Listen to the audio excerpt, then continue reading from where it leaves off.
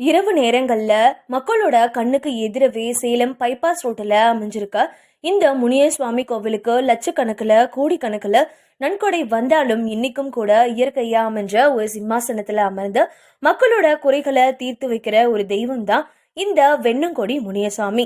இந்து முஸ்லிம் கிறித்துவம்னு மத வேறுபாடுகள் எதுவும் இல்லாம எல்லா மதத்தை சேர்ந்தவங்களும் ஏன் எல்லா மொழியினரும் கூட வந்து செல்ற கோவில் தான் சேலத்துல அமைஞ்சிருக்க இந்த வெண்ணங்கொடி முனியசாமி கோவில். இரவு நேரங்கள்ல முனியசாமி வெளியில நடமாடுவாருன்னு பல தடவை இரவுல பயணம் செஞ்சவங்க அதை சூசகமா உணர்ந்திருக்காங்கன்னு அந்த ஊர் மக்கள் சொல்றாங்க.